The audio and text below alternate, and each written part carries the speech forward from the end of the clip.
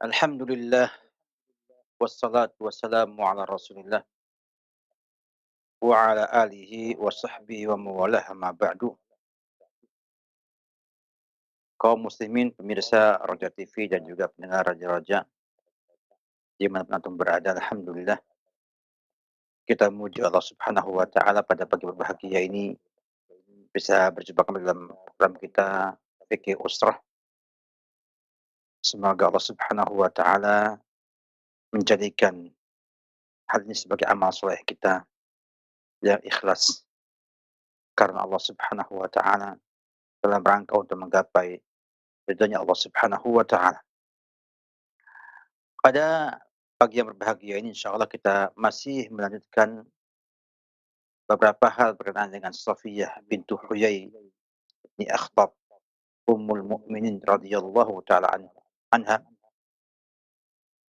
di mana kita lihat bagaimana Rasulullah sallallahu alaihi wasallam menyampaikan banyak hal kepada beliau sehingga mengatakan fama zala ya'tadiru ilayya.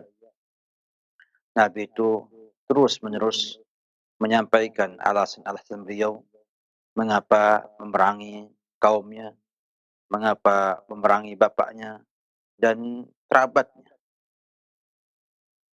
yang merupakan satu bagian daripada metode dialog dan persuasi yang beliau gunakan untuk menyelesaikan sebuah masalah besar, yaitu merubah dari sebuah kebencian menjadi cinta yang besar, cinta yang agung, yang ini dibutuhkan oleh kita semua. Berapa banyak di rumah tangga kita, istri yang tadinya baik kemudian menjadi membenci suaminya, atau suaminya tadinya baik membenci istrinya.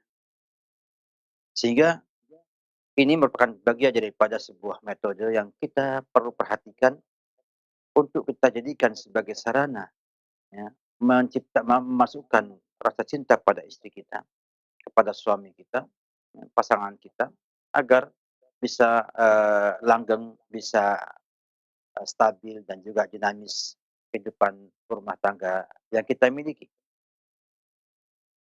Rasulullah SAW menyampaikan kepada Safiyah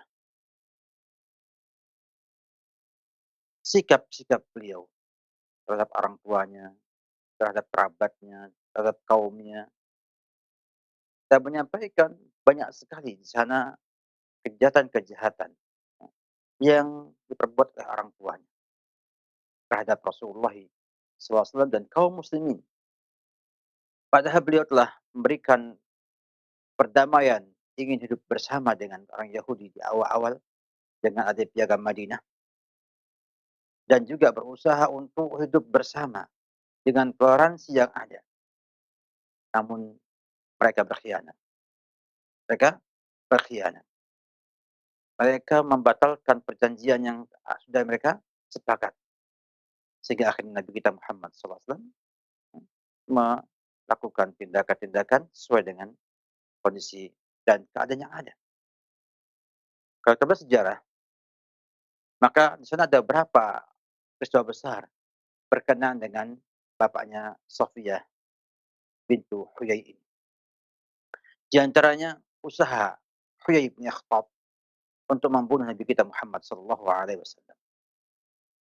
Sebagaimana dikisahkan dalam buku-buku sejarah seperti sejarah Sirah Nabawiyah Ibn Hisham atau Maghazi Al-Waqidi dan lain sebagainya, bahwa Huyai bin Akhtab mengatakan, "Wahai kaum Yahudi, telah datang kepada kalian Muhammad dengan 10 orang sahabatnya, ya, maka lemparkan kepada dia batu dari atas rumah ini, ya, yang ayah ada di bawahnya, dan bunuhlah ia."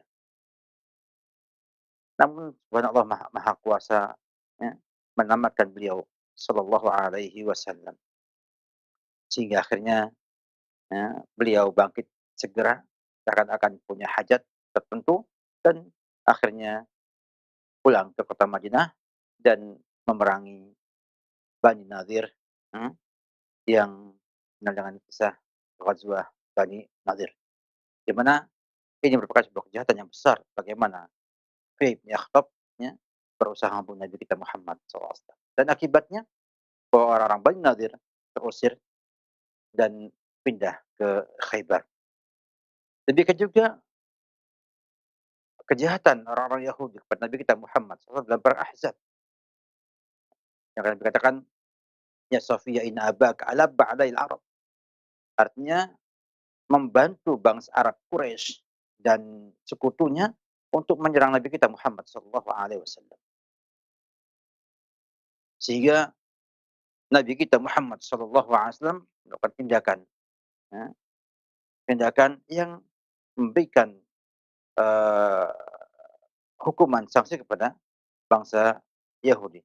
Demikian juga dalam, Bani Quraidah, dalam perang Bani Quraidah. Ketika pemimpin Bani Quraidah, Ka'ab bin Asad, membatalkan atau melanggar perjanjian bersama Nabi kita Muhammad SAW dalam perang Ahzab, maka akhirnya Nabi kita Muhammad SAW memerangi Bani Quraidah. Bani Quraidah. Ini saja merupakan bagian daripada, sesuatu yang tentunya membuat Safiyah menyadari kesalahan yang dimiliki oleh, kaumnya dan orang tua, dan bisa mengerti, ya, dan memahami mengapa Nabi kita Muhammad SAW memerangi mereka, bahkan membunuh bapaknya, membunuh pamannya, dan yang lain-lain. Ditambah juga dia ikut dalam peristiwa tersebut, ikut dalam peristiwa tersebut, sehingga dia menyaksikan langsung apa yang dikerjakan oleh orang tuanya, oleh kaumnya terhadap Nabi kita Muhammad SAW. Nabi menambah dengan sistem atau dengan pergaulan yang baik. Jadi, di samping diberikan pada mereka pemahaman, merubah pola pikirnya, merubah juga, pandangannya, maka Nabi juga menyampaikan dengan sikap yang baik kepada Safiyah, bagaimana akhlak yang mulia bisa merubah, ya, sebuah, sikap, sebuah, opini, sebuah, keyakinan, ya, dengan demikian efektifnya. Sehingga Nabi kita Muhammad SAW sebagai orang yang terbaik akhlaknya dan mengatakan, "Khairukum li ahli wa ana khairukum li ahlihi." Ya, menunjukkan, hal ini. Kita lihat, beberapa sikap Nabi kita Muhammad SAW yang menampakkan bagaimana beliau mendudukan Safiyah, ya, demikian baik sehingga Safiyah akhirnya memilih Allah dan Rasulnya daripada orang tua dan kaumnya. Nabi kita Muhammad SAW memberikan kepada, Safiyah kedudukan yang tepat, karena kita ketahui bahwa dia adalah putri dari kepala suku, ya, Bani Nadir, Huyai bin Akhtab, yang juga termasuk anak keturunan Nabi Harun alaihissalam. Dan Huyai bin Akhtab ini orang yang masyhur, yang terkenal dan dihormati oleh semua bangsa Yahudi. Tidak hanya Bani Nadir saja. Sehingga disebutkan dalam sejarah, dia adalah Sayyidul Hadir wal Badi. Wa Sayyidul Hayyain. Artinya, dia menjadi Sayyid, menjadi pemimpin Bani Nadir dan Bani Quraidah. Yang bisa menggerakkan kedua suku ini untuk berperang. Samping juga, Huyai bin Akhtab ini seorang panglima perang yang cukup terkenal dari panglima-panglima Bani Nadir. Namun, kemampuan yang dimiliki oleh beliau ini, kedudukan yang dimiliki oleh dia ini ternyata membuat ia terpedaya dan akhirnya membawa kaumnya kepada kebinasaan. Di samping juga dia seorang habr, seorang pendeta, artinya orang yang mengerti Alkitab, mengerti kitab, mengerti Taurat, dan mengerti benar bahwa Nabi kita Muhammad SAW adalah Rasulullah SAW. Namun karena hasad, ya, karena kedengkian ia membuatnya tidak mau mengakui Rasulullah Shallallahu Alaihi Wasallam. Sehingga dengan menjadikan Safiyah sebagai istri beliau, ini telah mengangkat ya, Safiyah pada posisi yang layak untuk dari sebelumnya dengan sebab perang Khaybar itu, Safiyah menjadi budak rampasan perang oleh Nabi diangkat demikian dan ini memiliki pengaruh cukup besar pada kaumnya ketika itu. Banyak orang-orang Yahudi yang masuk Islam dengan sebab Islamnya Safiyah bintu Huyai bin Akhtab. Sikap yang kedua tampak pada Nabi kita Muhammad SAW tidak memaksa beliau untuk masuk Islam. Nabi kita tidak memaksa Safiyah untuk masuk Islam. Namun menyampaikan kepada beliau Islam dan mengatakan in takuni ala dinika lam nukrik.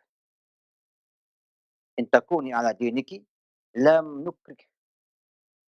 Fa in takhtarullah wa rasulahu wa in ikhtartillaha wa rasulahu ittakhadtuki li nafsi. Nabi sampaikan kepada Sofia, kalau kamu masih tetap pada agama kamu, kami nggak paksa. Dan kalau kamu memilih Allah dan Rasulnya, maka kamu akan saya jadikan istri saya. Maka Sofia mengatakan, akhtarullah wa rasulahu. Allah aku memilih Allah dan Rasul. Masuk Islam. Menunjukkan bahwa Nabi kita Muhammad SAW bekerja dengan sangat baik sekali. Tidak dipaksa untuk masuk ke dalam Islam. La ikraha fiddin.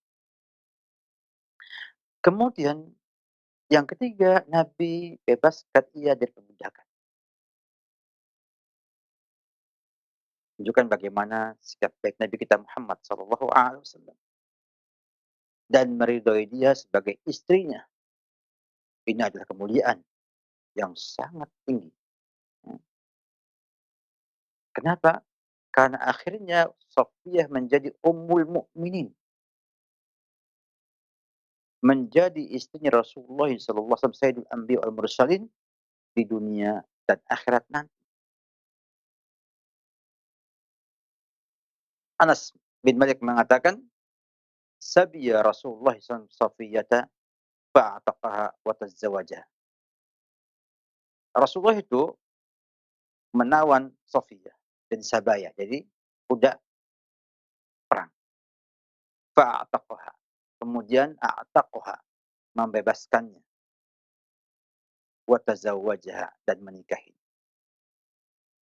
Ya, bagaimana jasa Nabi kepada dia membebaskan dari budak dan kemudian menikahi Safiyah. Kemudian juga Nabi tidak bedakan dengan yang lain. Nabi menikahinya dan membuat walimah atas pernikahan. Setelah menikahinya, Nabi membuat walimah sama dengan yang lain-lainnya. Sama dengan Aisyah, sama dengan Ummu Salamah dan yang lain. Ya. Memuliakan Safiyah dengan walimah setelah pernikahan. Sebagaimana seperti Imam Al-Bukhari ya, dalam sahihnya. Bahwa Nabi kita Muhammad SAW itu tinggal sebuah tempat antara Khaybar dengan Madinah sejauh 3 mil. Untuk ya mengadakan atau untuk menikahi Safiyah dan tinggal bersama Safiyah. Kemudian Rasulullah memanggil kaum muslimin untuk walimah. Waktu itu tidak ada roti, tidak ada daging. Nabi kemudian memberikan korma, ya, ada gandum dan juga ada minyak samin, ya, untuk dibuat makanan, namanya hais. Sehingga walimahnya Safiyah ketika itu tidak ada daging, yang ada adalah korma campur dengan gandum ya, yang sudah halus ya, dan juga sudah bubuk dan juga dengan minyak samin dan dikenal dalam bahasa ini kumpulan 3 bahan ini menjadi makanan namanya haisah cukup nikmat untuk dimakan. Sampai hari ini masih ada makanan seperti itu. Menunjukkan bahwa Nabi kita Muhammad SAW memuliakan Safiyah dan tidak membedakan dengan para istri yang lain. Demikian juga Nabi kita Muhammad SAW bermuamalah dengan baik dengan Safiyah sebagaimana disampaikan oleh Anas bin Malik radhiyallahu ta'ala anhu ketika Safiyah akan naik ke onta, Nabi SAW me meletakkan, eee, lututnya untuk menjadi pijakan Safiyah naik ke atas onta tersebut. Menunjukkan bagaimana, Nabi kita Muhammad SAW berlemah lembut dengan Safiyah. Sampai-sampai Safiyah radhiyallahu taala anha ini memuji Rasulullah SAW dan akhlaknya dengan mengatakan, "Ma ra'aitu ahadan qattun ahsana khuluqan khuluqan min Rasulillah sallallahu alaihi wasallam." Kata beliau, tidaklah aku pernah melihat seorang pun yang lebih baik akhlaknya dari Rasulullah sallallahu alaihi wasallam. Laqad ra'aituhu raqiba biya fi Khaybar wa ana ala ajzi naqatihi lailan. Faja'al ya, faja'altu an'as. Jadi aku melihat sendiri bahwa Nabi SAW naik bersamaku di kendaraan di Khaybar dan aku sudah lelah, lalu aku pun tidur.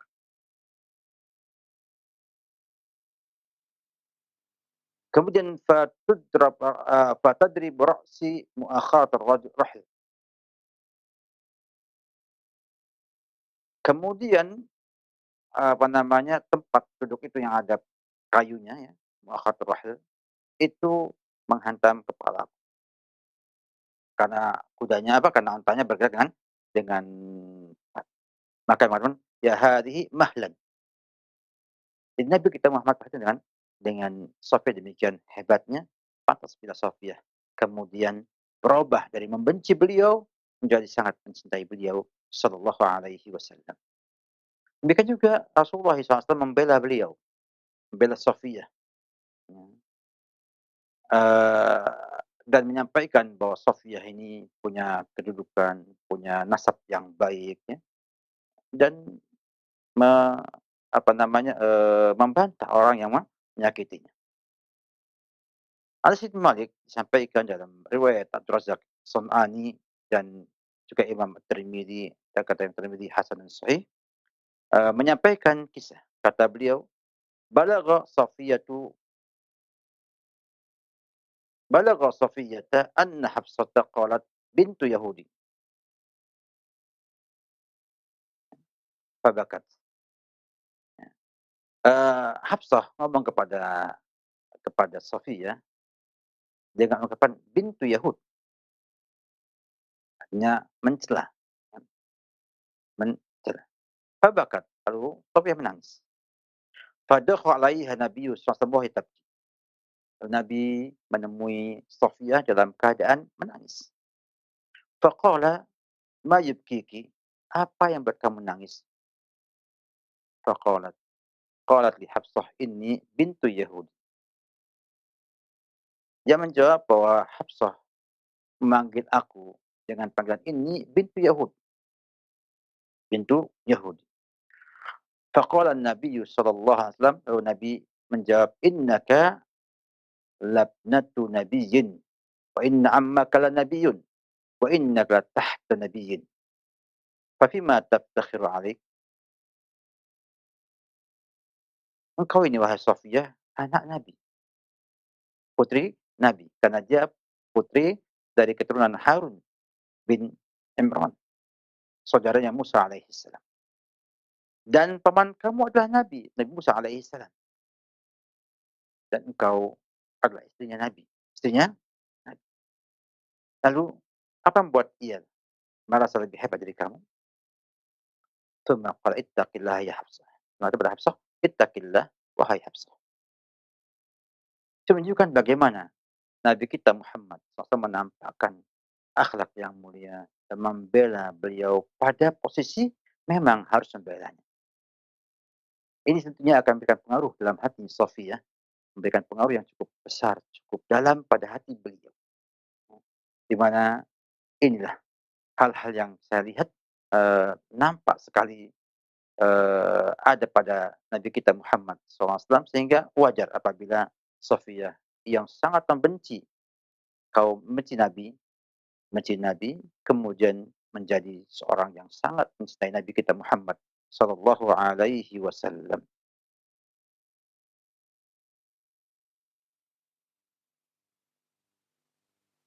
Ada di sana riwayat yang dhaifah, riwayat yang lemah, merinci bahwa ya, pada Safiyah bintu Huyai mengatakan, "Rasulullah menemui aku dan telah sampai kepadaku perkataan Hafsah dan Aisyah,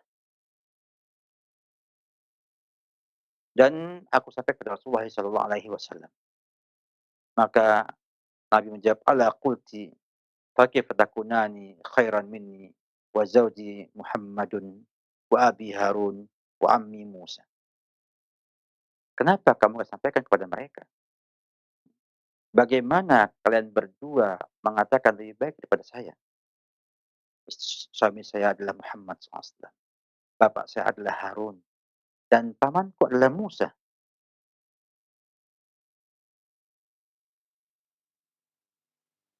Ini menunjukkan walaupun riwayatnya dhaifah, ada Hashim Al-Kufi, perawi yang lemah sekali, namun paling tidak memberikan gambaran ya, bahwa makna ibnatun Nabi artinya anak keturunan Harun. Karena bapak itu dalam bahasa Arab menyangkut bapak yang melahirkannya, kakeknya, terus sampai ke atas. Ya. Pamannya Nabi Musa alaihissalam dan suaminya adalah Nabi kita Muhammad sallallahu alaihi wasallam. Ini kemuliaan dalam nasabnya yang tidak ada pada istri Nabi yang lainnya. Bagaimana ia keturunan Nabi Harun yang dia adalah adik Nabi Musa alaihissalam, kemudian suaminya adalah Muhammad sallallahu alaihi wasallam. Hal ini tentunya akan membuat, jiwa dan perasaannya, Sofia menjadi besar dan merasa bahwa ia telah dimuliakan oleh Rasulullah sallallahu alaihi wasallam. Sehingga ini semua menunjukkan sebuah metode yang cukup indah dari Nabi kita Muhammad sallallahu alaihi wasallam, samping merubah, pola pikir Sofia, kemudian juga menyampaikan dengan tindakan-tindakan yang, eee, membuat ia akhirnya mengakui ya, dengan legowo, dengan lapang dada bahwa Nabi kita Muhammad adalah orang yang harus ia cintai melebihi semuanya. Dan Sofia akhirnya mencintai Nabi kita melebihi cintanya kepada semua manusia. Jadi mukminah, menjadi ummul mukminin yang menjadi istri Nabi kita Muhammad SAW di dunia dan akhirat nanti. Sebuah pelajaran yang cukup berharga kita semua, bahwa terkadang muncul problem dalam rumah tangga itu dikarenakan hilangnya rasa cinta sang istri kepada sang suami. Sebabnya bisa jadi dengan pola pikir yang dimilikinya, keyakinan yang dimilikinya, atau ia punya sesuatu yang sebelumnya, ya, yang akhirnya membuat ia bernostalgia dengan yang sebelumnya, ya. Atau juga karena akhlak buruk sang suami, akhlak buruk sang suami. Sehingga akhirnya yang tadinya ingin mencintai, akhirnya membenci. Nah, Nabi kita Muhammad SAW berikan pada kita sebuah solusi. Bila mendapatkan pasangannya ini membencinya, dengan cara tadi, dirubah pola pikirnya dengan dialog, ya, sampai merasakan lapang dadanya menerima semua itu. Sehingga hilang semua syubhat-syubhatnya, hilang semua bayangan-bayangan buruknya ya, kepada sang suami. ditambah dengan akhlak yang mulia. Perlakukan wanita dengan baik, perhatikan ia dengan baik, ya. Besarkan hatinya, kemudian bela ia bila tidak berbuat salah, tidak melanggar syariat Islam. Sehingga akan muncul dalam jiwanya, ya, perasaan yang baik dan bisa merubah keadaan Anda menjadi istri yang mencintai suami.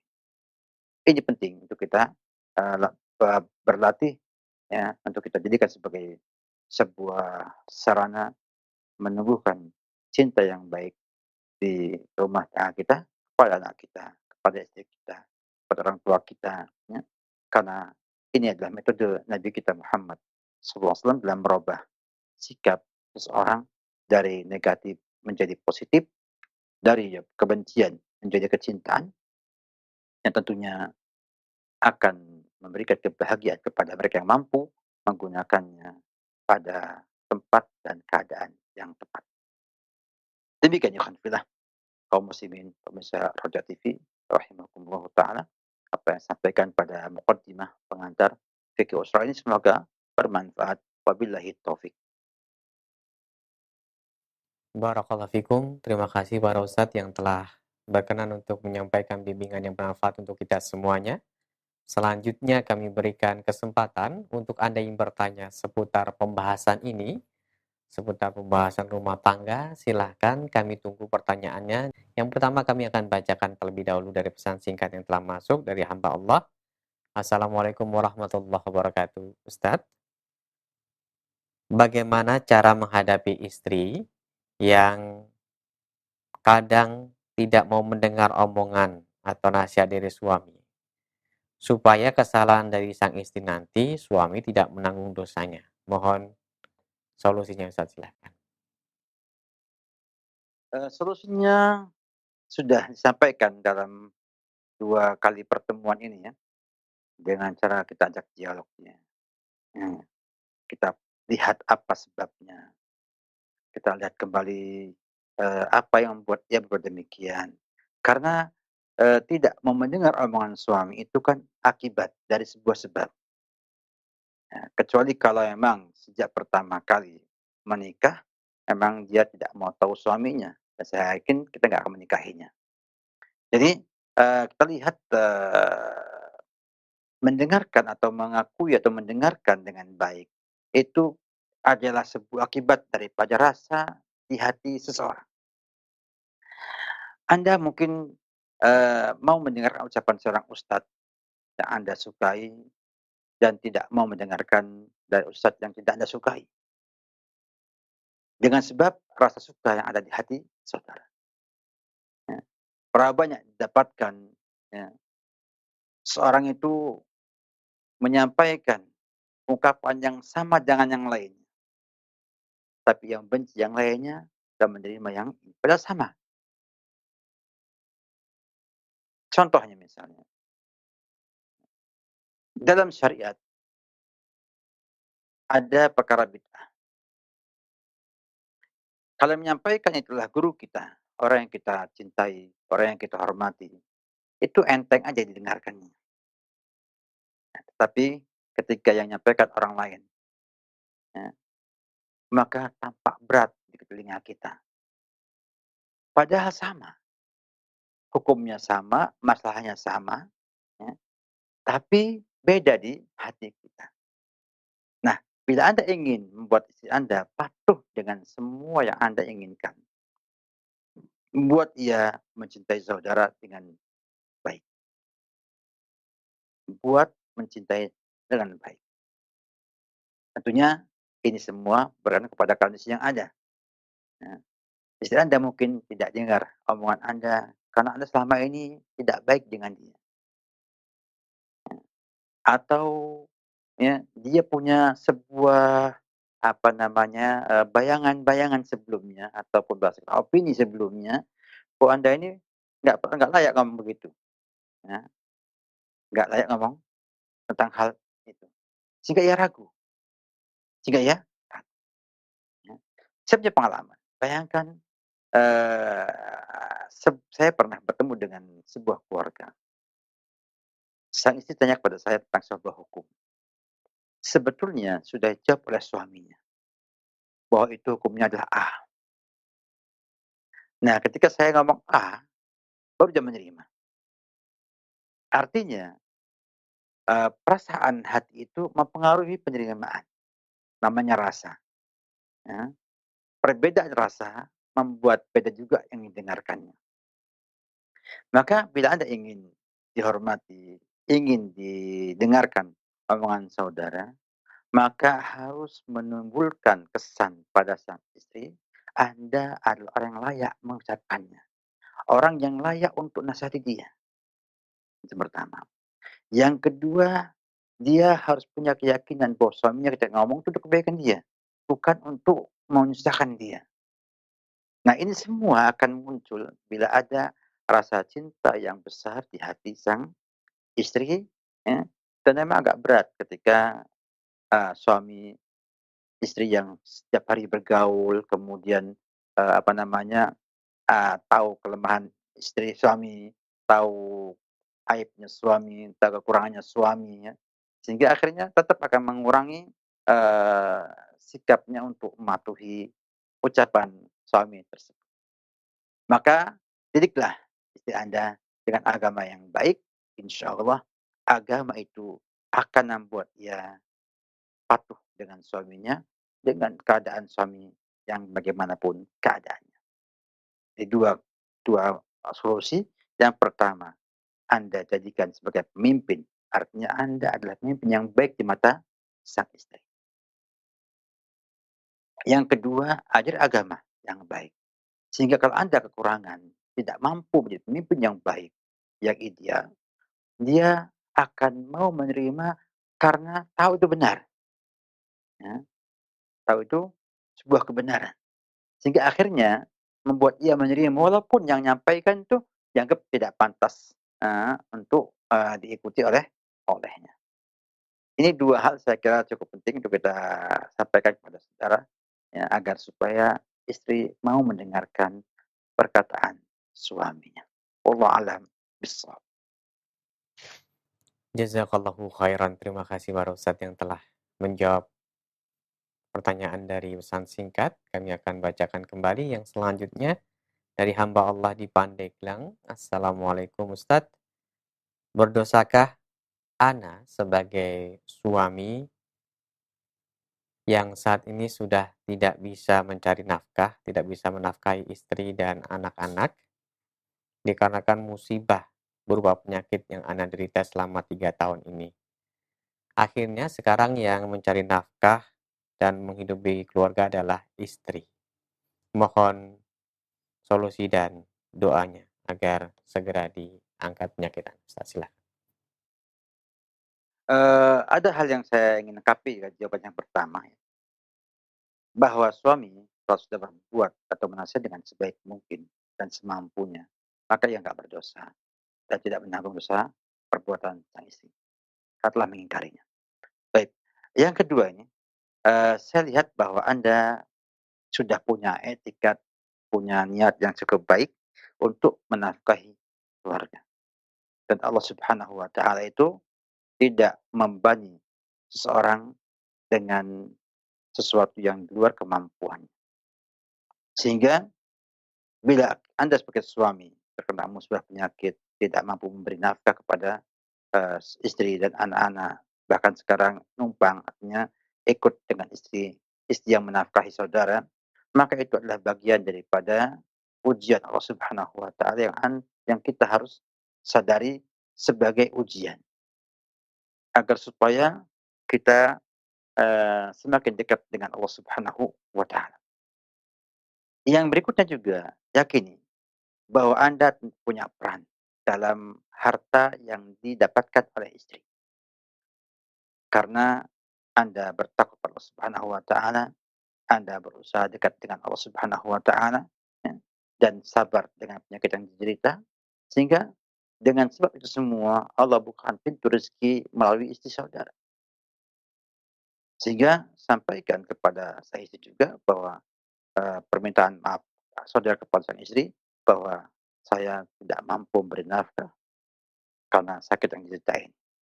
Sehingga saya bisa mengerti bahwa suami sebetulnya ingin memberikan yang terbaik, namun kemampuan membatasi itu semua dan sakit membuat saudara tidak mampu memberikan.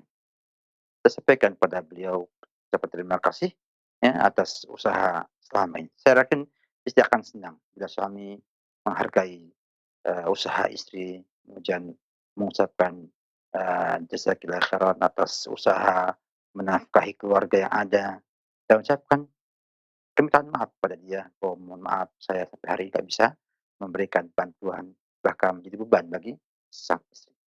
Saya yakin ucapan seperti ini insya Allah akan memberikan semangat sang istri untuk bertahan, untuk bersabar, dan untuk tetap mencintai saudara sebagai suami yang selama ini ia cintai. Jadi insya Allah, ya, kata para ulama, ya, kewajiban itu dengan kemampuan dan ilmu. Semua kewajiban syariat itu berdasarkan kepada ilmu dan kemampuan. Sehingga Allah memaafkan kesalahan seorang yang tidak mengetahui hukum atau belum tahu hukumnya. Dan juga Allah memaafkan seseorang karena ketidakmampuannya. Seorang yang sholat, hukumnya asalnya berdiri adalah rukun. Berdiri adalah rukun. Ketika nggak mampu ia berdiri, maka dia boleh duduk. Dan kalau nggak mampu juga bisa berbaring. Atau mungkin ia bisa berdiri, tidak bisa ruku, nggak bisa sujud. Maka ia cukup berdiri sholatnya sesuai dengan kemampuan yang ada. Makanya fattaqullaha mastata'tum. Ini adalah ruh syariat, ya, ruh syariat bahwa kita berbuat sesuatu itu dengan dasar ilmu dan kemampuan. Dengan demikian insyaallah apa yang sudah perbuat, ya, dengan, sakit yang saudara miliki adalah kebaikan insyaallah taala. Nabi bersabda, "May yuridillahu bihi khairan yusib bihi." Siapa yang Allah kehendaki kebaikan padanya akan beri musibah kepadanya. Artinya, lihatlah, ini musibah adalah karena Allah menginginkan kita kebaikan. Dan juga mungkin menjadi pintu bagi sang istri untuk banyak bersedekah dengan suaminya. Jadi kebaikan, ya. Sang istri yang bekerja sekarang ini, itu bersedekah kepada suaminya. Dan dia dapat pahala besar dari sedekah tersebut. Dan Anda tidak berdosa karena Anda tidak mampu berbuat karena sakit yang sang saudara derita. Tapi Anda punya doa, punya doa. Anda punya lisan untuk bisa membesarkan hati sang istri, ya, agar ia tetap istiqomah, ya, di atas syariat Islam dan tidak melanggar syariat Islam dalam bekerjanya, dalam usahanya, dan dalam memberikan apa yang ia dapatkan dari Allah untuk suaminya. Wallahu a'lam bishawab. Barakallahu fikum Ustaz, terima kasih atas jawabannya. Berikut kami akan bacakan pertanyaan dari saudara kita, Sugianto di Kerinci. Ustadz minta solusinya, istri saya tidak bisa menghormati saya dan menghargai saya dalam bentuk apapun. Nah, bagaimana menyikapi hal ini Ustadz? Silakan. Apabila itu muncul seperti itu, berarti kan, eee, menipis rasa cinta kepada suaminya, bahkan bisa hilang rasa cinta pada sang suami. Maka ini akan muncul namanya nusuz, ini sikap khusus dari sang sang istri. Maka lakukanlah terapi yang disampaikan para ulama rahimahullahu taala yang Allah sampaikan dalam surat An-Nisa dengan menasihatinya. Artinya mengingatkan ia tentang akhirat, bahwa hidupnya itu tidak hanya di dunia ini saja, akan ada tempat di akhirat nanti. Sampaikan agar ia mengerti dan kemudian mengakui bahwa ia harus merubah sikap yang dimilikinya. Kemudian kalau nggak mampu dipisah ranjang. Jelas ya kalau ini saya kira mungkin dia lebih senang. Kenapa? Karena mungkin sudah tidak muncul di hatinya sesuatu yang baik.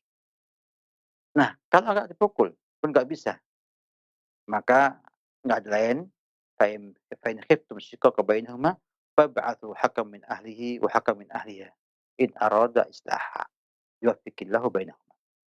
Jadi Anda musyawarah dengan keluarga istri, keluarga, Anda, kumpulkan perwakilannya satu-satu, kita, berikan pada, eee, mereka berdua untuk berpikir yang baik bagaimana baiknya keluarga ini. Bila didapatkan di sana, ya, kesepakatan untuk pisah, pisah. Dan kalau kemudian tidak ada kesepakatan, bahkan menganjurkan untuk berkumpul, maka minta solusi.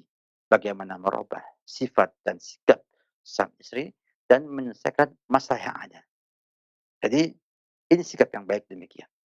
Karena ini sudah, minta syikoh, artinya istri sudah nggak mau tahu sama suaminya, berarti sudah i'rad dan berbahaya sekali.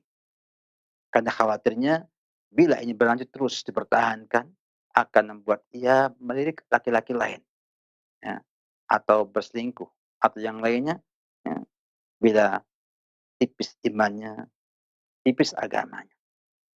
Maka solusi demikian. Bila tidak mungkin dilakukan sikap yang lain.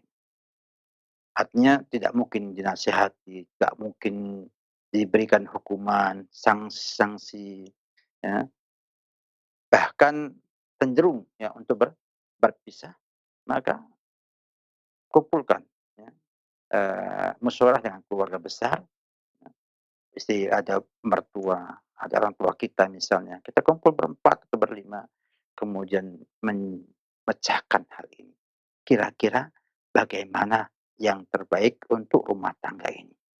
Kalau dipertahankan, minta kepada istri untuk berubah dan kita pun berubah sesuai dengan kondisi yang ada, kemudian minta bantuan keluarga untuk menasihati, mengarahkan, membimbing agar kemudian bisa ada perubahan pada diri istri dan juga pada diri kita. Nah, sehingga diolah mana yang menjadi masalah diselesaikan dengan baik. Bila nggak mungkin, maka perceraian lebih baik. Kenapa? Karena perempuan itu juga tidak boleh berdosa terus-menerus dan juga Anda tidak akan betah bila diperlakukan seperti itu terus-menerus. Wallahu a'lam bishawab. Baik Ustaz, terima kasih atas jawaban dan nasihatnya. Selanjutnya kita akan beralih ke penelpon. Bagi Anda yang bertanya langsung via telepon, silakan. Halo. Halo, Assalamualaikum warahmatullahi wabarakatuh. Waalaikumsalam warahmatullahi wabarakatuh. Dengan siapa ini di mana?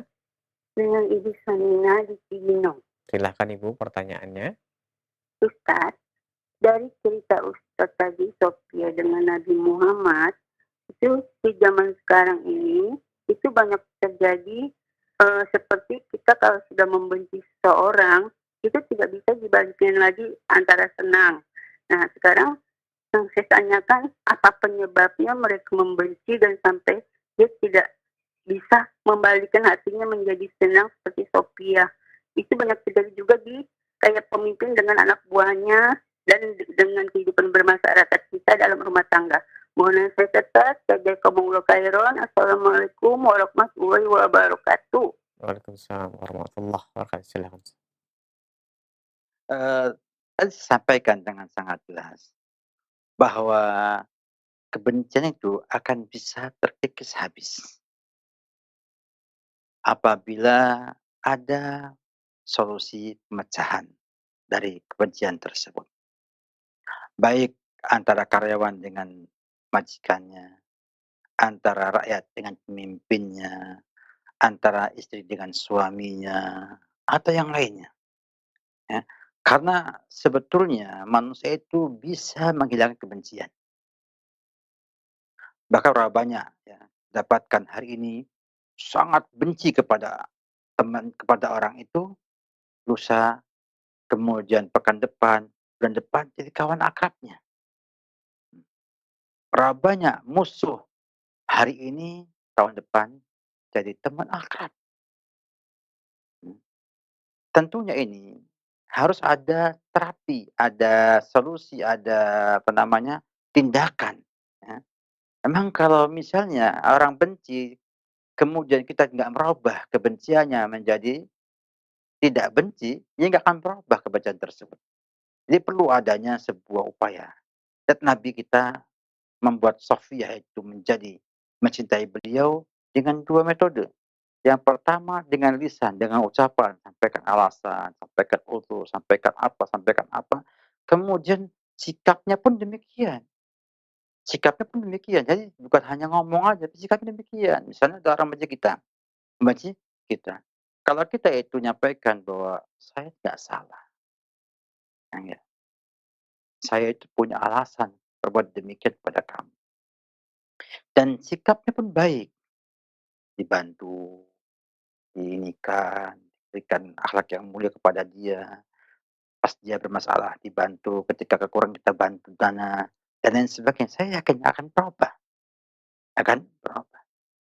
Karena manusia itu pada asalnya sangat menyukai kebaikan. Tapi kalau hanya disampaikan dengan lisan saja, nggak selesai. Artinya jerobah pola pikirnya, sehingga ia mengatakan, "Oh, orangnya baik sama saya, cuman nggak tepat waktunya," misalnya. Atau karena kurang tahu, kurang pas caranya aja. Nah, ketika ditambah dengan sebuah kebaikan, sebuah sikap yang baik, tindakan yang baik, bantuan yang banyak, akan menjadi mencintainya lagi.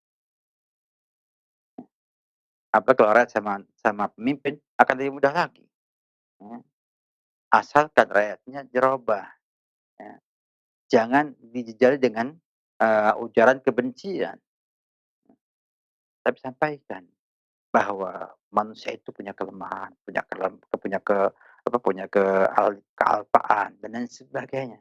Ketika sudah mengakui itu sebagai utur, sebagai alasan, bahwa, "Oh ya wajar kalau dia demikian," maka dengan sikap yang baik akan bisa merubah menjadi cinta kepada pemimpin tersebut. Nah, kita kadang nggak mau merubah opini orang tersebut. Contohnya, kita ini jadi seorang kepala sebuah perusahaan misalnya. Anak buahnya ini membenci kita.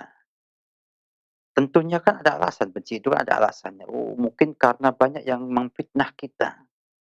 Maka kita mencoba untuk menyampaikan kepada mereka. Itu fitnah dan tidak benar. Buktikan dengan sikap yang tepat, kebijakan yang tepat, kemudian aturan yang memihak kepada mereka, dan sebagainya. Sehingga akhirnya bisa berubah. Karyawan itu, anak buah itu menjadi mencintai pemimpinnya. Yang masalah sekarang adalah ketika rakyat ini dijejali oleh informasi yang tidak baik, mhm, dibejali dengan kebencian kepada pemimpin negara, dan itu lebih banyak ketimbang yang mengajak untuk patuh kepada pemimpin negara. Maka akhirnya muncul kebencian yang mengakar, yang bisa berakibat pada kebencian yang mengakar, bahkan membuat ia dendam dan bersikap anarkis, dan bahkan merusak negara tanpa ia sadari ataupun ia, ketahui. Oleh karena itu, ya, Nabi kita jelas mengajar kepada kita semua dengan tadi, dan Sofia sudah punya opini, Nabi itu jelek, musuhnya sukunya, pembunuh bapaknya, pembunuh suaminya, pembunuh pamannya. Nabi robahin. Sehingga dalam benaknya, Nabi itu wajar berbuat demikian.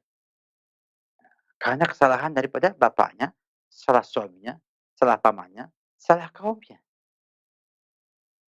Kemudian ditambah oleh Nabi sikap yang baik, perlakuan yang baik, yang akhirnya membuat Safiyah jatuh cinta sama Nabi kita Muhammad SAW, dan bahkan mencintai beliau mengalahkan seluruh manusia.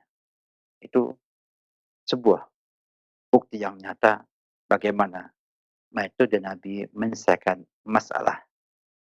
Oleh karena itu, bila kita ingin orang lain cinta kepada kita, ya kita harus bisa membuat dia merasa lega, merasa memaklumi, merasa bahwa kita itu benar. Ditambah dengan sikap yang baik, akhlak yang mulia, insya Allah Saya yakin dengan izin Allah Subhanahu wa taala, orang akan berubah terhadap kita dalam hal ini. Wallahu a'lam bishawab.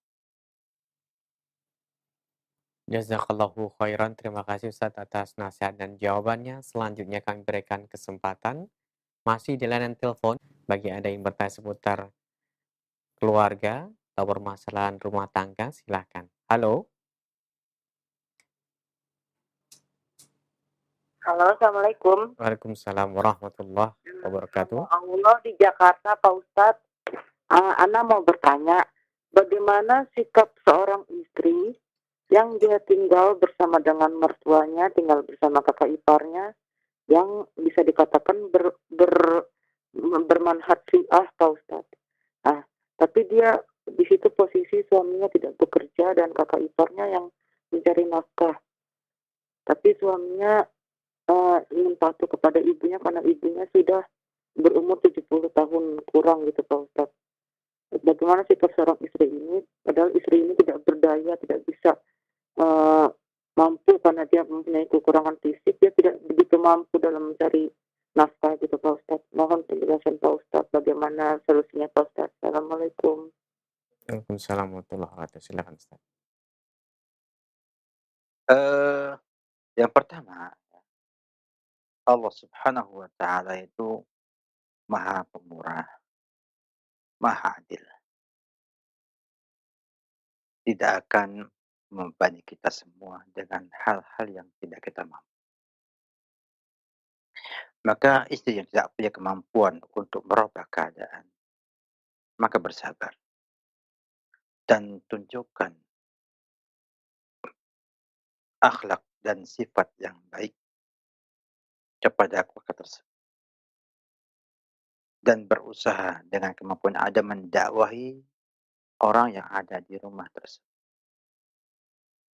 Saya yakin banyak orang yang berpikiran mungkin Syiah ya, atau yang lain masih dalam posisi terpedaya. Artinya merasa tertarik dengan ajaran salah tersebut karena mungkin sikap para dai-nya, sikap tokoh-tokohnya, ataupun syubhat-syubhat yang dilontarkannya itu kemakan oleh dia. Nah, sinilah posisi ia sebagai seorang istri untuk berusaha menghilangkan hal tersebut dalam keluarga. Karena apa? Karena kemampuan yang ada pada dia untuk pisah dari keluarganya, sang suami. Istrinya nggak mampu, suami juga belum mampu. Dan ibunya pun belum mau meninggalkan rumah tersebut.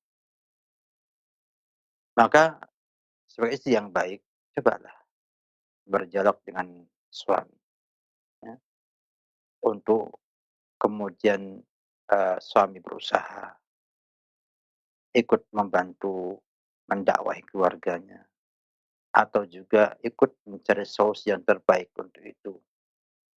Karena ketidakmampuan itu adalah uzur. Ya. Sambil terus bertahan dengan belajar, ajak suami beragama, ajak suami belajar agama, kemudian memahamkan suami mana yang benar. Sehingga bila suami juga paham itu semuanya, insya Allah suami akan berusaha untuk mencari solusi agar semuanya berjalan dengan baik. Mendakwahinya kalau nggak mampu dan juga bisa, maka berpisah rumah. Itu baik. Itu baik. Oleh karena itu, kepada seluruh kaum muslimin yang ada, perlu kita pahamkan bersama bahwa problem atau kasus yang kita miliki terkadang harus disikapi dengan kesabaran dalam artian kita bersikap menahan diri untuk kemudian memperoleh yang lebih baik. Bukan kita itu menyerah kalah. Walaupun kita kondisinya sangat lemah sekali. Namun kita punya lisan yang bisa bicara. Kita punya anggota tubuh yang bisa menyampaikan pesan-pesan ya, dengan akhlak yang mulia, dengan ucapan yang baik, yang nanti bisa merubah opini seseorang, bisa merubah keyakinan seseorang, dan akan bisa mengarahkan orang kepada kebaikan, ya, dalam agama maupun dunianya. Kasus yang seperti ibu ini, mungkin bukan hanya ibu yang memilikinya. Yakinlah bahwa dengan niat yang ikhlas, kesungguhan untuk merubah keadaan yang ada, ya, dengan terus memohon kepada Allah, ada perubahan dalam kehidupan ibu yang lebih baik, insya Allah ada di sana, ya. Petunjuk Allah Subhanahu wa taala untuk kebaikan ibu dan juga keluarga ibu.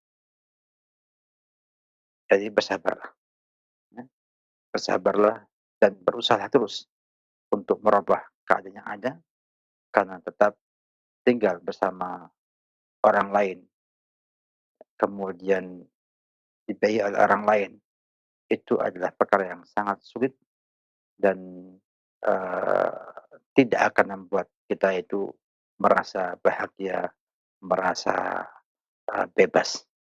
Apalagi yang biayai adalah orang yang berbeda dalam akidah, dalam pemikiran yang dimiliki. Jadi kita hanya mampu berdoa kepada Allah Subhanahu wa taala buat ibu dan kaum muslimin yang lainnya agar lebih kemudahan dalam semua urusan yang ada. Wabillahi taufik. Barakallahu fikum Ustaz, terima kasih atas nasihat dan jawabannya. Selanjutnya masih kami berikan kesempatan bagi Anda yang ingin bertanya seputar pembahasan ini via telepon. Silakan. Halo. Ya, silakan. Assalamualaikum warahmatullahi wabarakatuh. Waalaikumsalam warahmatullahi wabarakatuh. Dengan siapa ini Bapak? Di mana? Kami mau dari Sukabumi, Pak. Silakan, Pak. Ya, begini, Ustaz. Kami menaruh curiga sama istri karena istri mungkin berselingkuh, terus mempunyai anak, dan anak itu tidak sama gitu, seperti kemiripannya dengan atau ke suami atau ke istri gitu, tidak sama. Terus curiganya lagi, istri bilang ini mah anak ganteng, soal bapaknya juga ganteng. Nah, kata-kata itu malah eh, apa baru terungkap gitu pas setelah melahirkan gitu. Nah, dan kalau misalnya istri terjadi demikian berbuat yang berzina gitu misalnya, itu berdosakah nanti seorang suami nanti di hadapan Allah gitu Ustaz. Makasih Ustaz atas jawabannya. Ya. Assalamualaikum warahmatullahi wabarakatuh. Waalaikumsalam warahmatullahi wabarakatuh. Silakan, Ustaz.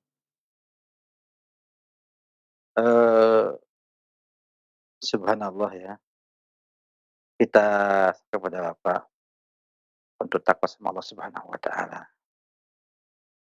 Dan jangan menuruti kecurigaan yang tanpa dasar kepastian. Sebab cukup berat dalam syariat menuduh istri selingkuh atau berzina.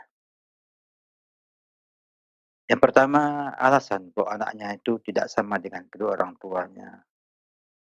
Nah, itu bisa jadi merupakan naz'ah ataupun uh, munculnya apa namanya gen dan kromosom dari bapak-bapaknya, kakek-kakeknya. Gitu. Bisa jadi itu terjadi akibat namanya naz'ah, ya. Misalnya bapaknya rambutnya lurus, ibunya lurus, anaknya keriting. Mungkin juga ada dulu mbah-mbahnya yang demikian keadaannya.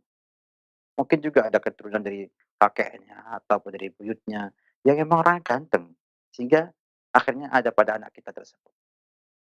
Yang pertama dari disampaikan Nabi Muhammad SAW, ya, dalam jawaban orang yang mengatakan anak seperti ini keadaannya. Kalau zaman dulu bisa dilihat daripada telapak kakinya. Ini adalah ini seperti Zaid bin Haritha dengan Usama bin Zaid. Orang curiga, kok nggak sama dengan bapaknya? baru ada orang ahli melihat nasab, lihat kepada kakinya, ini adalah bagian daripada ini. Artinya dia adalah anak daripada ini. Sekarang mungkin pakai DNA ya. Kemudian yang kedua ucapan soal istri misalnya. Seperti itu bisa jadi untuk memancing saudara lebih menyayangi dia, lebih memuliakan dia, lebih memberikan perhatian kepada dia. Dan jangan langsung dibawa kepada kecurigaan. Karena syaitan sangat senang kita suudzon dengan orang lain, apalagi istri sendiri. Maka untuk itulah Nabi memutuskan dalam sabdanya, al-walad lil firash. Al-walad lil firash. Anak itu untuk pemilik kasur. Artinya anak itu adalah nasabnya suaminya wanita tersebut. Sampai terbukti dengan persaksian. Ya. 4 orang memang ia berzina, dan itu hasil zina. Atau yang kedua pengakuan sang perempuan. Bahwa itu memang anak hasil zina dia dengan si fulan. Atau dengan sesuatu yang nggak mungkin, misalnya Anda tinggal, dia merantau 2 tahun, kemudian kok hamil. Jelas nggak mungkin ya, nggak mungkin bisa mengirim ya, dari jauhan, kemudian istri bisa punya anak. Maka suami dilarang menuduh istri berzina ataupun selingkuh. Dan tidak baik kita itu berpikiran seperti itu. Percaya sama istri. Percaya istri kita dengan percayaan. Selama tidak ada indikator kuat, ya memang berbuat tidak baik. Bimbing dia. Bimbing dia. Agar tahu agama. Agar ia bisa memperhatikan agamanya. Dan bisa membatasi pergaulannya dengan orang lain. Kalau kemudian dia mengakui bahwa ia berzina dengan orang lain, anak ini pun belum tentu hasil zina tersebut. Karena juga suami juga menggaulinya. Dan kita nggak tahu mana yang jadi anak tersebut. Jadi kita harus berhusnudzon kepada istri kita. Nah, bila kemudian Anda tidak menuduh anak itu adalah anak hasil zina dengan orang lain, maka Anda harus membuktikannya. Membuktikannya dengan saksi atau pengakuan sang wanita. Bila tidak ada, maka Anda harus mengadakan mula'anah. Mula'anatnya, suami melaknatinya. Mengatakan bahwa saya berzina. Dan saya benar. Dan kalau saya dusta, saya akan laknat. Ya, yang ada dalam surah An-Nur. Tentang mula'anah. Kemudian dipisah selama-lamanya. Artinya Anda tidak boleh lagi menjadi suami istri tersebut. Dan anaknya pun tidak boleh dinasabkan kepada bapaknya. Dia kepada ibu. Maka Anda pisah total. Tidak lagi ada hubungan apa dengan sang perempuan tersebut. Itu berat. Oleh karena itu, kita sebagai seorang muslim berusaha untuk mencari yang lahiriah saja. Yang nampak-nampak saja. Yang tersembunyi, serahkan sama Allah Subhanahu wa Ta'ala. Kemudian, jadi suami yang baik. Binaan istri kita dengan agama yang baik. Agar ia tahu agama, tahu akan hukum-hukum agama. Dan mengerti bahwa hidup dia tidak hanya di dunia ini saja. Ada di sana pengadilan akhirat yang adil. Yang tidak akan ada satupun yang mampu berbuat zalim di sana. Di hadapan Malik Yaumiddin, penguasa hari kiamat nanti. Kenapa demikian? Karena inilah pintu setan yang paling gampang untuk merusak rumah tangga. Kecurigaan kepada istri. Ya. yang belum ada bukti dan kejelasan. Kalau kita lihat kita bebas gaul dengan orang lain, ya, maka kita harus batasi dia. Ajak dia beragama, bagaimana agama membimbing dia agar dia akhirnya menjadi wanita yang salehah bersama kita. Hilangkan pikiran buruk tersebut dalam diri kita sampai punya bukti yang sangat nyata atau pengakuan iya, barulah kita bersikap menceraikannya atau meninggalkannya atau menerima taubatnya agar ia taubat kepada Allah Subhanahu wa taala dan merubah sikap yang sudah ada tersebut. Jangan sama sekali ada dalam benak kita kecurigaan kepada istri kita, ya. Karena itu akan merusak rumah tangga, akan merusak kehidupan Anda di rumah tangga Anda dan bisa merusak anak Anda dan Anda tidak bisa menyayangi anak tersebut karena syubhat, karena bisikan-bisikan itu saja. Itu tidak benar. Jadi suami jangan mikir dosa, enggak dosa, berpikirlah yang terbaik untuk rumah tangga Anda. Kalau terbukti istri memang berzina dengan bukti yang sudah konkret jelas, maka Anda punya pilihan. Menceraikannya, Anda enggak berdosa. Atau mempertahankannya dengan dia bertobat kepada Allah Subhanahu wa taala. Tapi kalau Anda mempertahankannya tanpa ia bertobat kepada Allah Subhanahu wa taala, maka Anda berdosa. Karena Anda membiarkan istri Anda berbuat dosa besar tanpa ada taubat dari.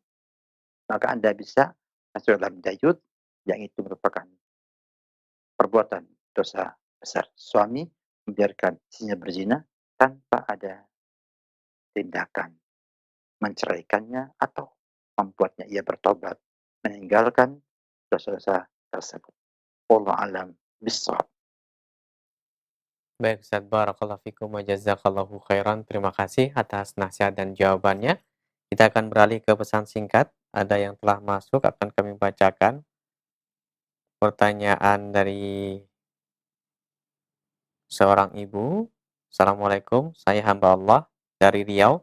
Saya mau bertanya apakah berdosa jika seorang istri yang tidak mencintai suaminya? Terima kasih Ustaz. Eh, Jawabannya sederhananya berdosa kalau sampai ia tidak bisa menunaikan hak-hak suaminya. Berdosa bila ia tidak bisa menunaikan hak-hak kewajiban yang ia harus tunaikan kepada suaminya. Tapi kalau hanya sekedar tidak mencintainya, tapi ia bisa menunaikan hak-hak suaminya, ya, maka tidak berdosa. Karena itu masalah hati. Ya. Tapi ia mampukah tanpa mencintai suami bisa menunaikan hak-hak suaminya? Pertanyaannya. Jadi kalau ia mampu menunaikan hak-hak suaminya atau menunaikan kewajiban-kewajiban ia sebagai seorang istri kepada suaminya tanpa rasa cinta, maka tidak berdosa. Nah, karena tidak ada kewajiban mencintai suami, ya, tidak ada. Yang ada kewajiban menunaikan hak-hak suami. Tapi saya yakin bahwa tidak mampu seorang itu menunaikan hak-hak suami dengan baik kalau tidak mencintainya. Wallahu a'lam bishawab. Makanya Islam memberikan solusi untuk cerai kepada istri yang sudah kehilangan cinta kepada suaminya. Sebagaimana kisah Jamilah, istrinya Thabit bin Qais Syammas, dia mengatakan, "Ya Rasulullah, aku tidak membenci akhlaknya, tapi aku takut kufur pada suami." Maka Nabi akhirnya menceraikan. Yang berapa turidina hadiqatahu. Maukah engkau mengembalikan kebunnya jadi maharnya dia? Maka dia kembalikan kebunnya dan akhirnya dicerai oleh Nabi kita Muhammad sallallahu alaihi wasallam. Jadi solusi demikian, bila Anda sudah tidak mencintai suami Anda dan takut tidak bisa menunaikan hak-haknya, maka cerai adalah bagian yang terbaik untuk itu. Namun bila saudari masih tetap mempertahankan keadaan, cobalah untuk mencintainya. Dan berusaha untuk mengingat yang baik-baiknya. Jangan membiarkan syaitan menggoda saudari dengan mengingat keburukan-keburukan yang ada padanya. Karena tidak mungkin rumah tangga itu tanpa ada keburukan dari suami, tanpa ada kelemahan dari suami, kekurangan suami. Dan kita bila terus melihat kekurangan, maka akan hilang cinta kita kepada sang suami tersebut.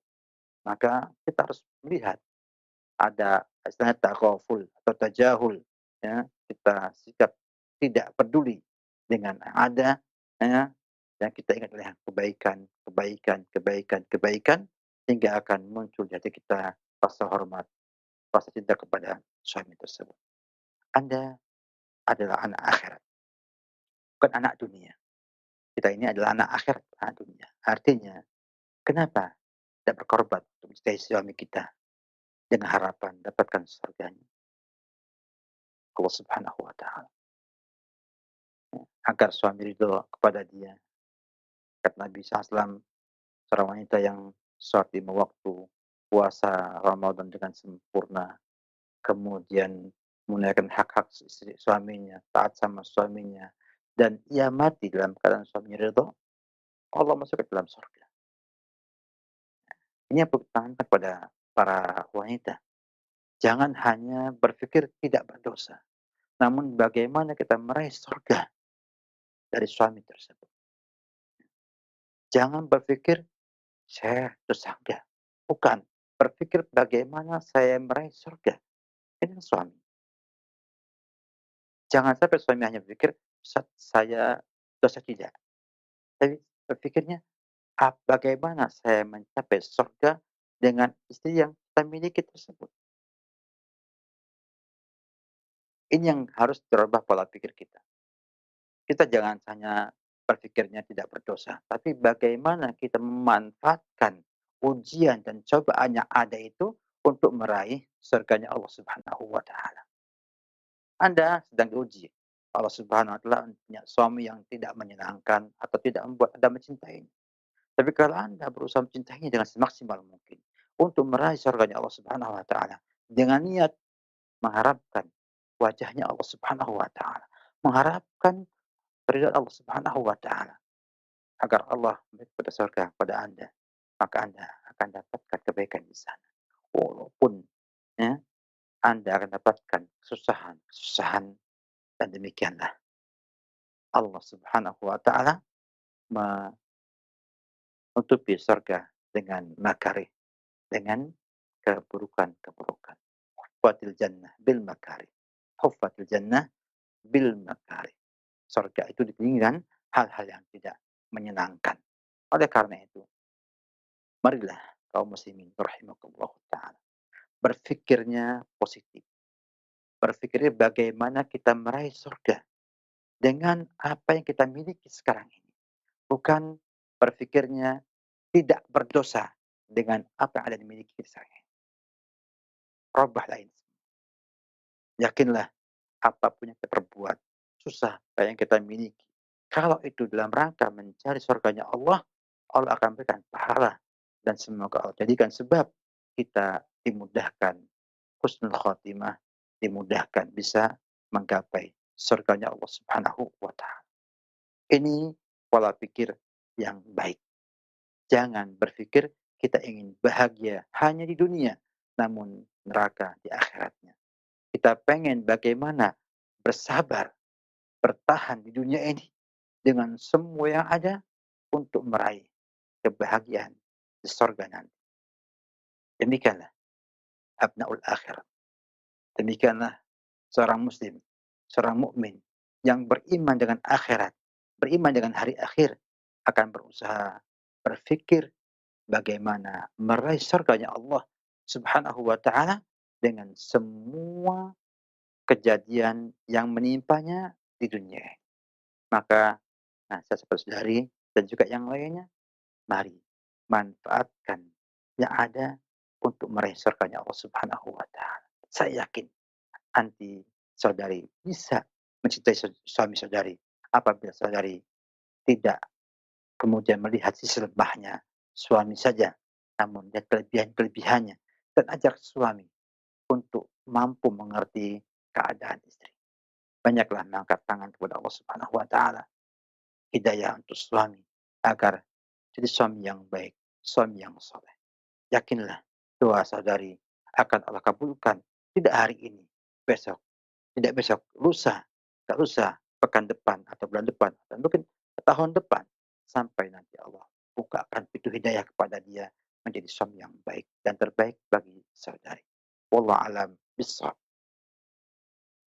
Barakallahu fikum. Syukran Ustaz atas nasihat dan jawabannya. Berikutnya kami akan bacakan kembali pertanyaan dari pesan singkat dari seorang ibu. Assalamualaikum Ustaz, mau bertanya. Saya dan suami terpisah jarak dan waktu. Selama ini saya berhubungan dengan suami menggunakan alat komunikasi telepon dan lain sebagainya. Suami saya cuek, jarang telepon, bahkan bisa 3 bulan tidak menelepon. Kalau saya rutin memulai komunikasi, dia sering bilang kalau saya banyak komplain dan cerewet. Kemudian untuk urusan finansial, suami saya mempercayakan uang yang dia kirim kepada pihak ketiga, yaitu istri dari temannya. Sehingga kebutuhan istri dan anak-anaknya nanti melalui pihak ketiga tersebut. Nah, bagaimana seorang istri menyikapi hal ini? Ustaz, silakan. Kata pepatah, tidak ada asap tanpa ada api dalam sekam. Artinya, suami berbuat demikian itu tentunya punya sebab. Yang pertama, kita lihat dari soal tadi, ya, kita analisa sedikit. Suami tidak mempercayai uangnya kepada istri. Lebih percaya kepada orang lain ketimbang dengan sang istri. Mungkin punya khalfiyah, punya background tertentu sebelumnya membuat suami seperti itu. Kita nggak tahu. Jelas ini juga perlu diperhatikan. Yang kedua, mungkin cara komunikasinya ibu kepada suami yang kurang tepat. Robah, ya. Robah dengan cara lain. Mungkin dengan cara kalau punya anak-anak yang nelpon sambil mengabarkan kabar keadaan ibu di rumah, ya, dan lain sebagainya. Yang berikutnya juga, ibu harus mengetahui keadaan suami di sana. Tentunya itu akan membuat dia merasa terbantu. Kalau ibu misalnya mengingatkan dia tentang pahala nafkah, ya, bagaimana ucapan syukur, terima kasih ibu kepada dia atas usaha selama ini. Dan suami subhanallah, bila dia disyukur senang, dihormati itu kan bahagia. Makanya kata pepatah mengatakan, laki-laki ingin dihormati, perempuan ingin dimengerti. Masalahnya adalah, sang laki-laki pengen dihormati, tapi nggak mau mengerti. Wanita ingin dimengerti, namun tidak menghormati. Akhirnya, semuanya berpikiran masing-masing. Suami merasa nggak dihormati, ya, padahal sudah dihormati oleh istrinya. Dan istri pun demikian juga, merasa nggak dimengerti, padahal sudah ada upaya untuk mengerti sang suami. Sinilah pentingnya komunikasi. Ya apa? Komunikasi. Sehingga harus ada upaya dari ibu untuk membuat sang suami percaya dengan ibu di rumah tersebut. Yang kedua, berupaya juga untuk memahamkan sang suami bahwa istrinya mencintai dia dengan sungguh-sungguh, ya, dan berusaha juga untuk memahamkan suami bahwa istrinya menunggu di rumah, menunggu kepulangannya dan merindukan kepulangannya, dan berusaha bagaimana menyampaikan bahwa kebutuhan ibu untuk komunikasi dengan sang suami, ya, walaupun tidak tiap hari, namun tampakkan di sana bagaimana, ya, kita sebagai suami istri memiliki kebutuhan masing-masing. Kemudian bila ini pun tidak mungkin terjadi, ya, maka kesabaran ibu menjadi kunci itu semua. Yakinlah dengan Janji Rasulullah SAW, "Inna ma'as sabri an-nasr." Bersama kesabaran ada kemenangan di sana. Belum tahu apakah itu akan muncul hari ini, lusa, atau yang akan datang. Tapi yakinlah, orang yang sabar yang menang. Orang sabar yang menang. Maka sabar dan berusahalah ibu terus untuk memberikan kepada suami opini yang baik ya, dengan WA, dengan tulisan pun tidak masalah. Saya akan dibaca, ya kan? Dibaca kalau ibu sampaikan apa namanya share nasihat kepada suami melalui WA. Yang secara gampang dimiliki dan banyak ustadz menyampaikan nasihat-nasihat. Ya, artinya share itu tidak dipahami bahwa yang men-share, yang mengirim itu nasihati yang dikirim. Namun kalau yang membaca setiap hari dari ibu apa namanya ungkapan-ungkapan nasihat para ulama ya, di WA-nya akan buat opini dalam benak sang bapak, sang istri, sang suami, istri ini ada apa kok begini keadaannya. Nah, ketika dia tahu bahwa istrinya itu tambah solehah, tambah baik di rumahnya, tambah berakhlak mulia, saya yakin ya, kalau suaminya baik ya, akan senang. Dan kalau senang akan mempercayai. Dan kalau percaya akan mencintainya. Dan kalau mencintainya akan berbuat lebih hebat, lebih baik daripada yang sebelumnya. Oleh karena itu, kepada ibu ya, kita harapkan untuk terus berusaha ya, memberikan opini kepada sang suami bahwa ibu tidak sama dengan yang sebelumnya. Ibu adalah wanita yang solehah, yang punya akhlak mulia, yang selalu menanti kedatangan suami, yang selalu berusaha untuk menjaga harta suami, menjaga keluarga suami, dan terus menjaga semua milik suami jika suami tidak ada di rumah. Apakah naik semuanya? Dan saya yakin bila ia laki-laki yang benar, yang punya akhlak mulia, dia tahu bahwa istrinya lah orang yang bisa ia percayai dan bisa ia cintai. Dan insya Allah dengan demikian akan muncul kepercayaan kepada ibu dan insya Allah perpindahan transfernya dari ke istrinya teman kepada ibu akan mudah dicapai. Wallahu a'lam bishawab. Baik Ustaz, barakallahu fikum, jazakallahu khairan. Pertanyaan selanjutnya dari hamba Allah di Klaten. Assalamualaikum Ustaz. Bagaimana sikap saya menghadapi istri saya yang menyatakan keluar dari Islam? Kami dulu menikah dengan cara Islam. Apakah kami masih bisa melakukan hubungan suami istri? Dan apakah kami masih bisa serumah? Mengingat kami juga ada keturunan. Terima kasih Ustaz. Seorang istri menyatakan telah keluar dari Islam atau murtad dengan sadar tanpa ada tekanan. Ya, saya telah keluar dari Islam. Ya, maka Anda bisa mengurusnya ke pengadilan atau ke KUA untuk dipisahkan. Karena orang yang telah murtad hukumnya batal pernikahan. Batal pernikahan.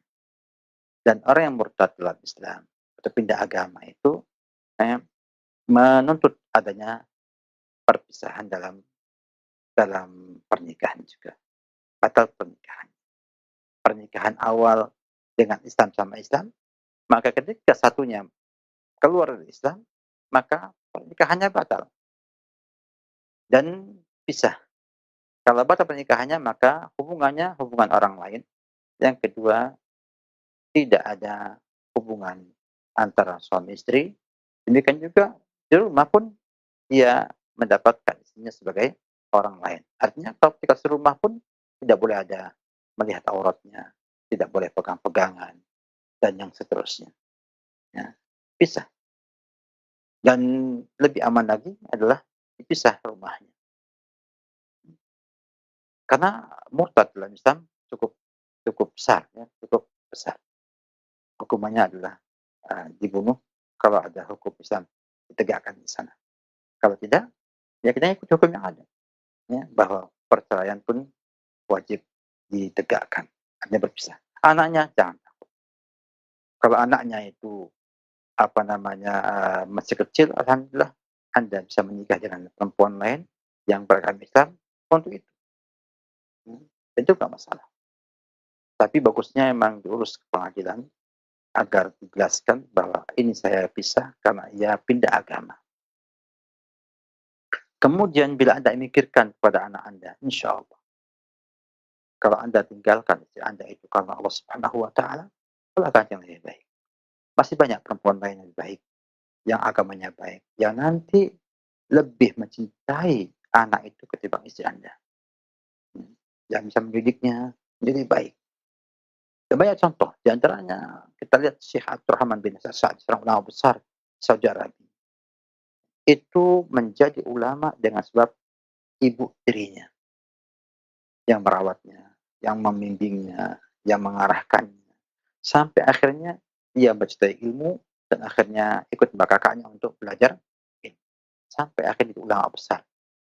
Dan tidak mesti ibu tiri itu kejam kepada anak tirinya. Berapa banyak ibu tiri itu yang sangat bagus, sangat mampu membimbing anaknya menjadi anak yang soleh dan solehah. Oleh karena itu yakinlah, ya, bila betul-betul ia telah matang keluar dari Islam, urus pada, ya, agar dijelaskan. Kalau ia telah keluar. Kemudian Anda urus pernikahan saudara dengan perpisahan dan kemudian sampaikan berpisah. Anak milik Anda, kan Anda bapaknya, yang kedua karena ibunya yang keluar dari Islam. Nikah lagi dengan wanita lain yang muslimah yang solehah untuk bisa menjadikan anak seperti yang soleh dan solehah.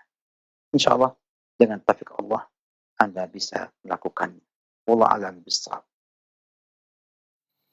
Barakallahu fikum wa jazakallahu khairan Ustaz. Terima kasih atas jawaban dan nasihat yang telah disampaikan untuk beberapa pertanyaan yang telah masuk baik dari via telepon maupun pesan singkat.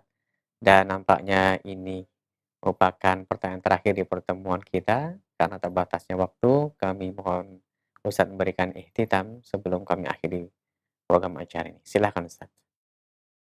Saya ingin menyampaikan sebuah pesan kepada kaum muslimin sekalian berkenaan dengan kondisi yang kita miliki sekarang ini. Dapatkan subhanallah, Indonesia sedang diuji Allah Subhanahu wa Ta'ala, ujian cukup berat. Covid belum selesai, gunung meletus juga belum selesai, gempa bumi juga belum selesai, banjir pun terus sampai hari ini di Manado pun banjir, ya. Dan banyak daerah lain pun masih dalam keadaan banjir. Menunjukkan sebuah teguran kepada kita semua dari Allah Subhanahu wa Ta'ala bahwa ternyata Allah itu Maha Agung, Maha Kuasa, dan Allah menguji hamba-hambanya dengan ujian yang banyak agar kembali menjadi hamba Allah yang beribadah hanya kepada Allah Subhanahu wa Ta'ala. Maka banyaklah ibadah kepada Allah Subhanahu wa Ta'ala, banyaklah doa kepada Allah Subhanahu wa Ta'ala untuk kebaikan kaum muslimin, khususnya di Indonesia ini, umumnya di dunia nanti. Dan kita berharap pada kaum muslimin sekalian adanya partisipasi, ya, dalam doa, dalam bantuan harta, tenaga untuk para kaum muslimin yang Allah uji dengan gempa bumi di Mamuju misalnya, atau banjir di Kalsel dan Manado.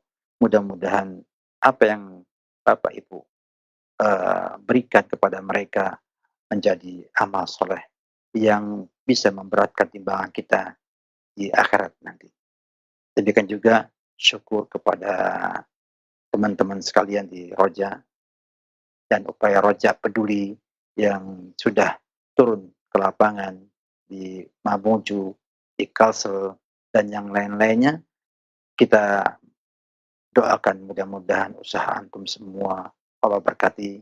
Demikian juga teman-teman di Markas Besar As-Sunnah, ya, yang juga telah berperan serta, ya, dalam membantu kaum muslimin di daerah bencana ada. Semoga Allah memberi kepada antum keikhlasan dan juga keberkahan atas usaha yang ada, dan syukur juga kita sampaikan kepada teman-teman di studio Roja, ya, yang demikian semangat untuk menyiarkan syiar Islam pada kaum muslimin yang ada, dan demikian juga para muhsinin yang sudah membantu ya, operasional Roja dan juga yang lainnya, dan seluruh kaum muslimin yang punya peran dalam dakwah dan juga pencerahan pada kaum muslimin di Indonesia ini.